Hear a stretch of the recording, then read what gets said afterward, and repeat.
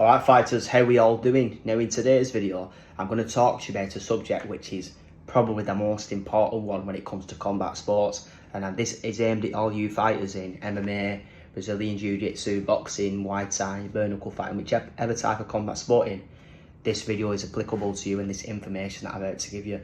Now, the biggest problem that I see with a lot of combat sports athletes is underfueling and undereating for both training and fights. And the reason why this is such a concern and problem is because so many fighters are focused on keeping the weight low, then they actually are becoming a better fighter during the fight camp. And what you've got to understand is that your goal is to progress as a fighter. You want to become better, you want to get better belts, you want to climb up the ladder, the rankings. And the only way you can do that is by performing better in each fight. And guess what? The only way you can perform better in each fight is by eating properly and eating the right types of foods. So really what we're actually looking at in this video, and I'm going to split this down into little sections to make it easier and so you can understand it better and apply it into your situation. So we're basically talking about carbohydrates. So carbohydrates are going to be the main fuel source for combat sports athletes.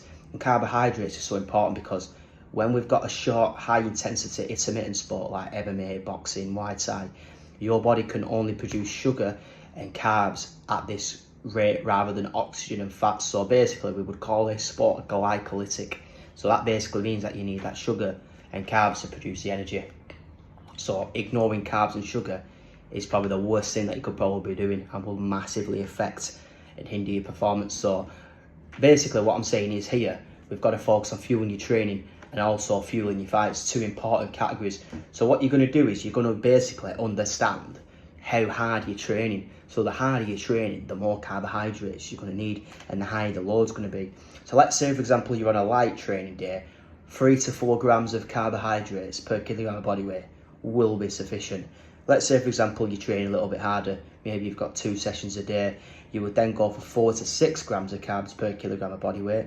If you've got an even heavier training day, 6 to 8 grams of carbs per kilogram of body weight. And then if you've got a really intense day, maybe 3 sessions a day, you've got sparring, you're running, and you're absolutely going for it, then you probably go up towards 8 to 10 grams of carbs per kilogram of body weight. Now, a lot of fighters will hear this and get really scared and terrified. What if I gain weight? What if I can't get it down? But you've got to understand, it's all about energy in versus energy out. So if you're training hard and you're trying to perform well, you've got to match that with your intake. So energy intake has got to manage the outtake. Think about it. If you're doing an activity like hill sprints or sparring 10 rounds, that's a very energy costly activity. And it's going to need a lot of energy to fuel it. So guess what happens? You've got to increase your energy. And like I said, do it from the main fuel source, carbs. Don't focus on protein and fats, just carbs and sugar. So you've got to do that. And then it's the exact same for your fights. We're talking about fueling up your fights properly. So on fight days, the rule that I like to use the fighters I'm working with is anywhere from 6 to 8 grams of carbs per kilogram of body weight.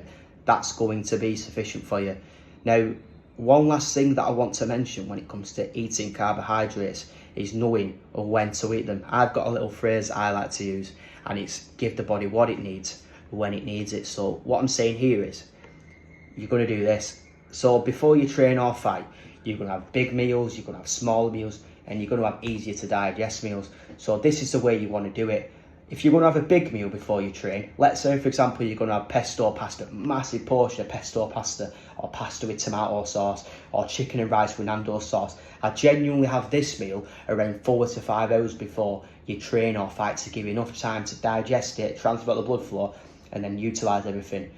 What I do alongside this is, if you're going to have a smaller meal, let's say you're going to have a bagel with Nutella and banana, and then you're going to have a couple of caramel rice cakes with it. I'd have this meal around 2 to 3 hours before, again, to give you enough time to digest. Again, it's a little bit smaller first meal, but it's still going to need time to digest. And then let's say, for example, you're going for an even smaller meal. Let's say, for example, you're having a couple of rice cakes, or you're having like a slice of toast with some Biscoff on it, or you're having like 2 Squares bars. I'd probably get this in around 1 to 1 hour and 30 minutes before you fight or train. And then the next one you're going to do is you're going to get some liquid carbs in to keep your energy levels topped off. Now, your body's not really going to be able to tolerate anything which is sort of solid food. So what you want to do is you want to go for things which are like a gel-like consistency. So there's a brand called Science in Sport out there, there's High Five, Nutrition X. They've got these energy gels, and genuinely you want to have around 1 or 2 of them per hour of training, and we generally go for around 30 to 60 grams of carbs. It seems to be what the body can tolerate, because believe you me, if you try and eat a packet of sweets, or you try and eat a burger, or you try and eat a plate of pasta in this time, it sounds stupid, but you know, you hear it happen.